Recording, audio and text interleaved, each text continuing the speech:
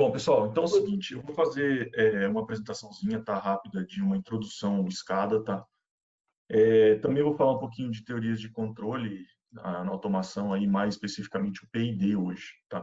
Assim, é bem uma introdução mesmo, tá? Ninguém vai sair daqui fazendo P&D nem programando SCADA, tá? Mas é só para informar exatamente o que tem, muitos de vocês já sabem programar, já conhecem bem a ferramenta, tá?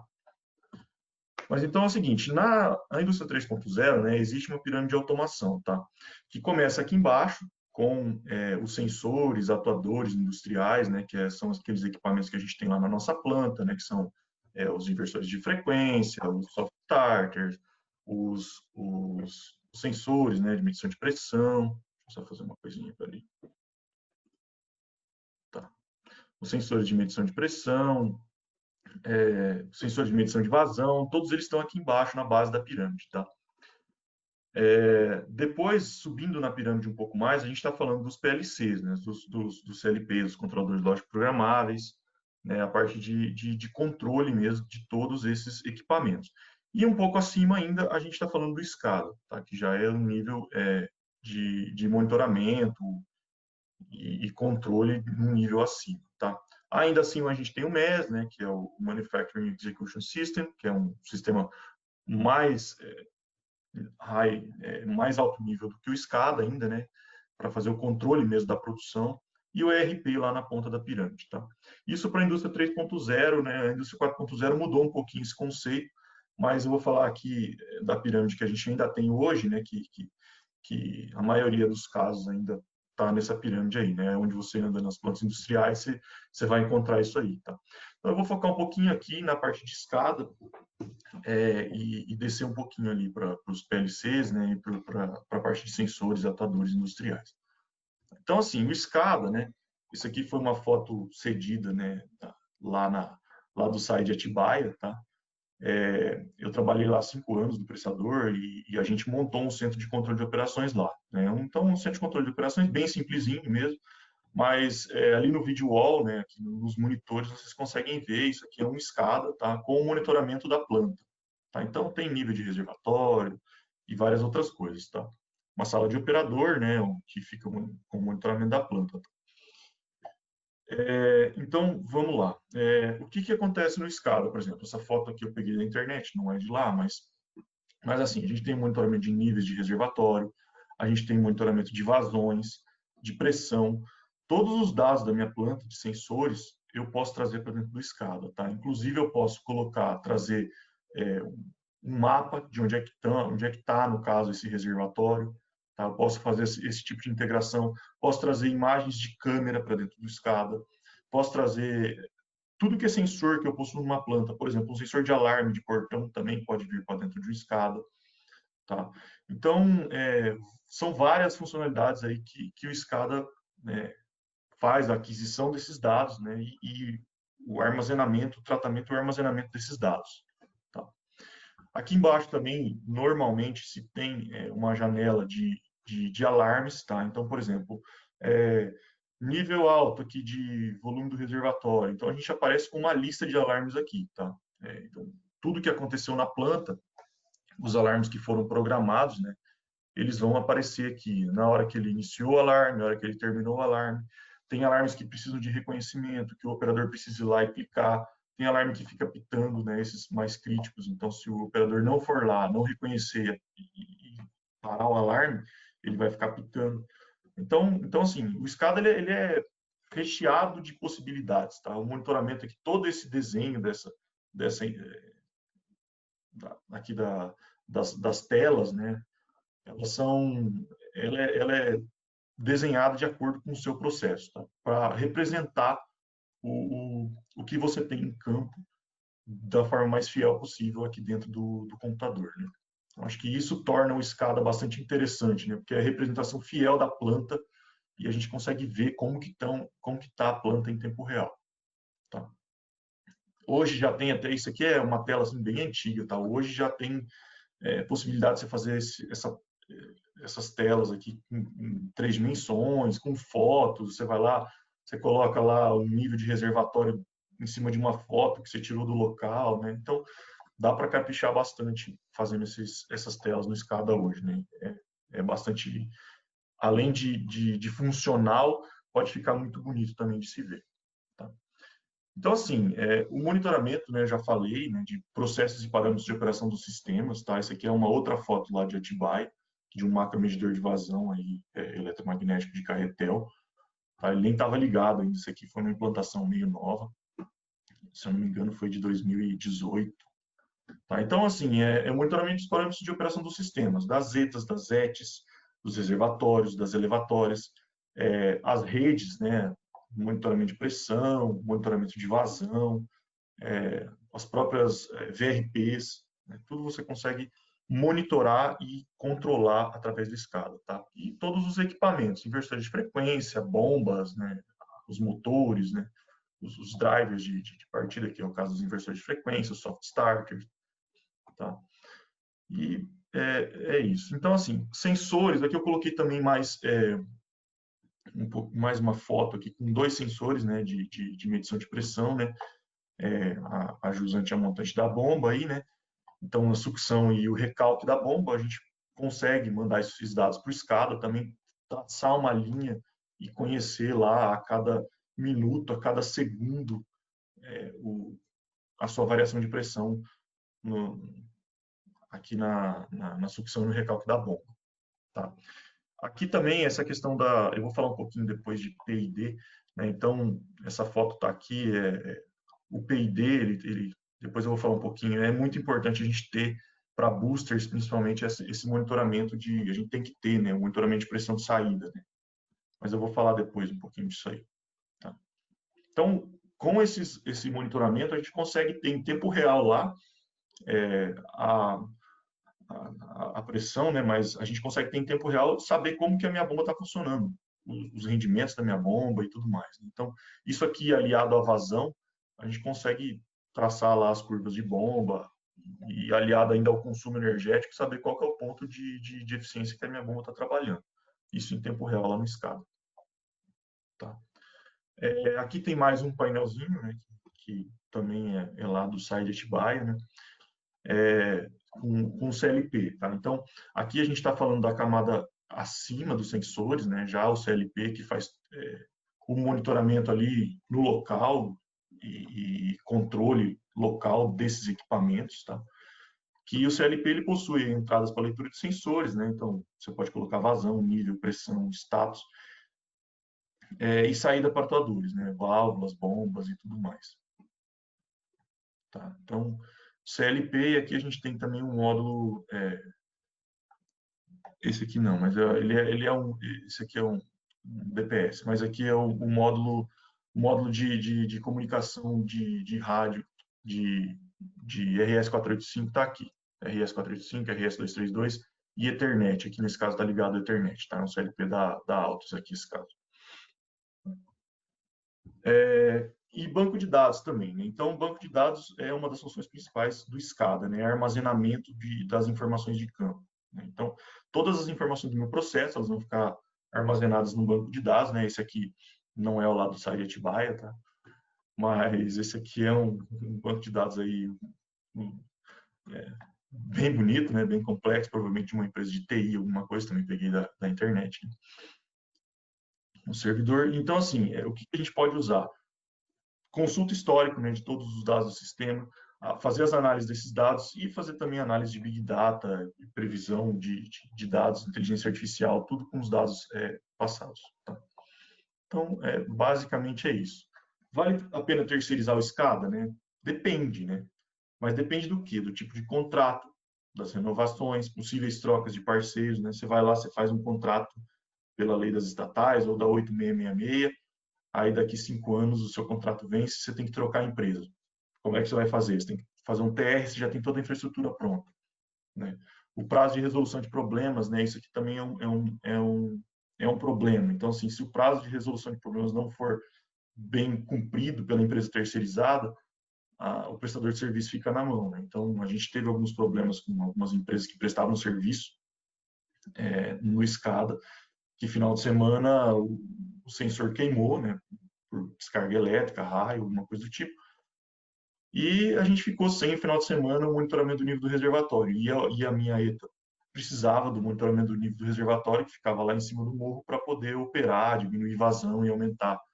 E o final de semana a ETA trabalha também. Só que o pessoal não consertou durante o final de semana, então a gente ficou trabalhando no escuro, né? Algumas dificuldades aí em prever e implementar novas funcionalidades também, né? Porque às vezes você não prevê, não coloca isso no termo de referência, você às vezes quer implementar uma nova funcionalidade e você precisa fazer uma nova contratação para isso, né? E isso não é muito barato de se fazer, automação ainda, né? Então, assim, o SCADA também ele é um processo de melhoria contínua, né? Ele vai sendo implementado e vai sendo melhorado a cada dia que passa. Cada dia que passa você vai tendo uma ideia, nossa, podia colocar isso no SCADA. E você vai lá e coloca para melhorar as funcionalidades dele, né? A gente vai ver a apresentação da Adriana, as funcionalidades que ela também, que o pessoal de Indaiatuba também tem no SCADA. Cada SCADA, cada cidade, cada município usa o SCADA, né, de formas similares, diferentes, cada um tem uma aplicação diferente, né? Mas, assim, o SCADA, então, dizendo isso, né, ele é um sistema estratégico, né? E ele necessita que o prestador tenha domínio sobre ele. Então, eu vou até adiantar aqui um dado, né, de uma pesquisa que a gente fez com os prestadores de serviço, né, de água e esgoto aí no começo do ano. E o que acontece, né? Aí, mais de 90% aí dos prestadores, praticamente 90% aí dos prestadores, ou tem o SCADA rodando em equipes internas, né, que é o azul, ou tem o SCADA rodando com equipes mistas, né? Então, pessoal do prestador e pessoal externo para fazer algum tipo de melhoria e tal. Mas o domínio está com o pessoal do prestador. Tá? Então, equipes terceirizadas aqui, 15% dos muito pequenos têm um SCADA totalmente terceirizado, e esse número vai diminuindo quando vai crescendo o tamanho do prestador aí. Então, basicamente, todo mundo tem uma equipe interna para cuidar desse sistema. Tá? Algumas opções de mercado, né, que existem hoje, que é o Ellipse E3, né, o iFix da GE, o Blueplant da Altos, o Siemens, né, o Simatic, lá em Atibaia a gente implementou o Blueplant da Altos, e o SCADA BR. Tá? O SCADA BR é um SCADA gratuito. Tá? Vamos lá. Bom, pessoal, o SCADA era isso. Acho que o pessoal que vem para frente aí vai complementar bastante, né, do que eu tinha que dizer. E eu vou falar aí um pouquinho das teorias de controle no saneamento, tá? Basicamente o P&D, tá? Então, assim, controles automáticos, eles começaram lá, o primeiro case, né, o primeiro exemplo de controle significativo, um exemplo significativo de um controle automático, né, foi um regulador centrífugo lá, né, do James Watt. Aí vocês já devem ter ouvido falar do sobrenome desse rapaz aí. Para controle de velocidade de uma máquina a vapor. Tá? Então, para regular ou ajustar a pressão, né, do vapor da máquina e a velocidade, né, ele desenvolveu um controle automático aí que, teoricamente, é um controle proporcional. Né? Então, lá nas décadas de 1940, 1950, muitos sistemas aí de controle industrial já utilizavam controladores PID. Tá? Existem outros, hoje, né, outros controladores, outros sistemas de controle, mas eu vou falar do PID, que é basicamente o que está no inversor de frequência de todo mundo aí, tá? Então, a gente tem hoje também lógica fuzzy, tem rede neural, tem um monte de coisa mais moderna e diferente, mas basicamente o que a gente tem ainda nos inversores de frequência é o PID, tá? E é amplamente utilizado aí por vocês aí, tá? Os sistemas de controle em malha, tá? Então, existem sistemas de controle que são em malha aberta. O que é isso? Que o sinal de saída não é importante para a realização do controle. O semáforo, por exemplo, lá, né? Vamos colocar lá.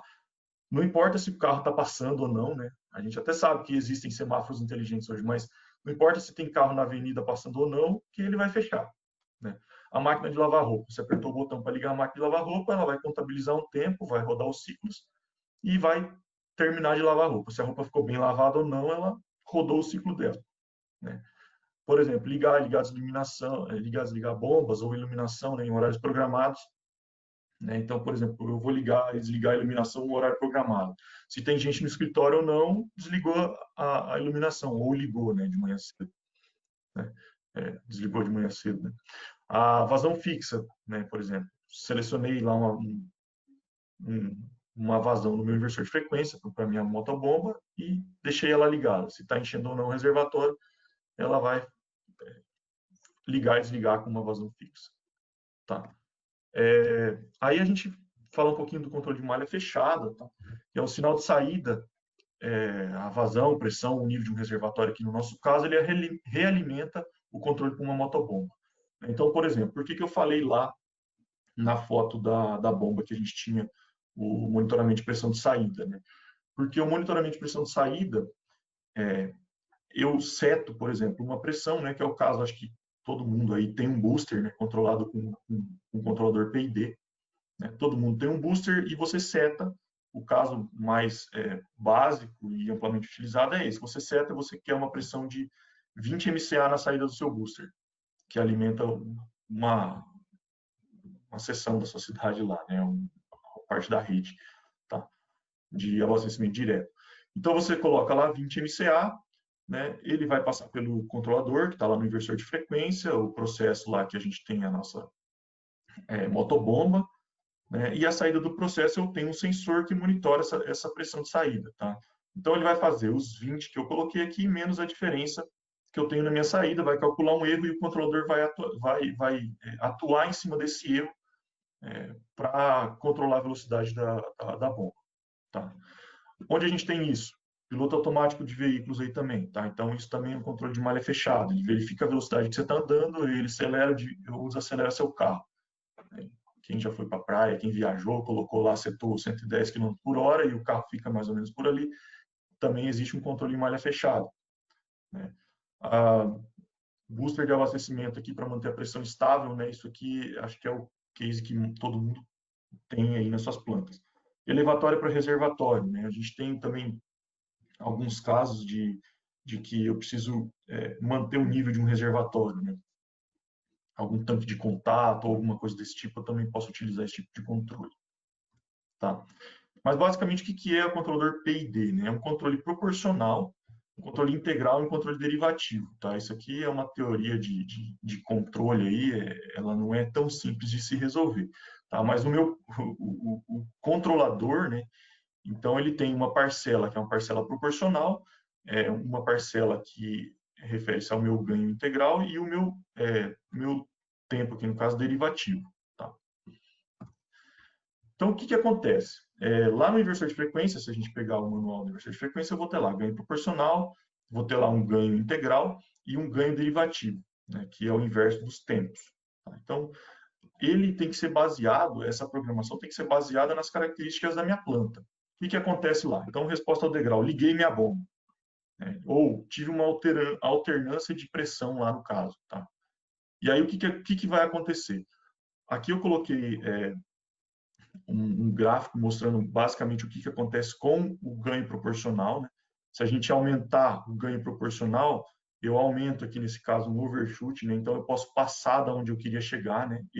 Essa linha azul aqui é o meu set point, onde eu quero chegar, por exemplo, no meu caso com uma pressão, por exemplo. Então, quanto menor o meu ganho proporcional, mais tempo eu vou demorar para chegar. Ele é proporcional ao erro que está aqui, tá? Mas quanto maior ele for, eu posso passar dele e ficar um sistema flutuando em volta aqui, tá? Esses casos aqui todos eles são casos estáveis, tá? Pode acontecer do meu sistema ser um caso que não acontecer dele ficar não estável, aqui ele vai ficar acelerando, vai ficar cada vez mais longe do set point que eu preciso, tá? Então assim, a ação proporcional é um sinal de saída proporcional à amplitude do erro. Tá? Ação integral é um sinal de saída proporcional à magnitude e duração do erro, ele vai corrigir o erro ao longo do tempo, tá? O erro acumulado para ficar com o valor exato no set point, e a ação derivativa ela é proporcional à variação do erro. Tá? Então, ela diminui o tempo de resposta para atingir o valor desejado. Os valores dos ganhos proporcional, integral e derivativo determinam o comportamento do controle. Tá? Então, assim, ó, dos inversores de frequência que eu estava comentando aqui, geralmente, acho que hoje no mercado todos têm um controlador PID incorporado, tá, para aplicação. Então, verificar no seu qual é o manual de programação e você, aqui no nosso caso do saneamento, por exemplo, Esse aqui é o manual da VEG, tá? Manual de Programação do CFW 500. Eles nem sugerem que se use o ganho diferencial, tá? Então, você faria um controle PI, não um controlador PID, você faria um controle PI. Porque, no nosso caso do saneamento, a gente trabalha geralmente com bomba e tal, a gente não precisa ter um nível de precisão tão grande, né? Você imagina, por exemplo, uma cortadora de papel que rola uma bobina de papel, se a gente não for muito preciso, pode rasgar uma bobina de papel no meio, né? Então, isso pode ser um problema, tá? Mas aqui no nosso caso do saneamento, a gente tem a sorte de poder trabalhar com um pouco menos de precisão. Tá? Então, assim, isso aqui é a tabela da VEG, tá? Ela fala pressão em sistemas pneumáticos, vazão em sistema pneumático, aqui os sistemas hidráulicos, né? Pressão em sistemas hidráulicos, vazão. Ela já te sugere usar esses valores lá nos ganhos, que são parâmetros dentro do inversor. Tá? Então, isso aqui, você vai lá, você coloca esses valores no PID e roda um pouco o seu sistema e verifica se o seu sistema está tá de acordo com o esperado ou não. Tá?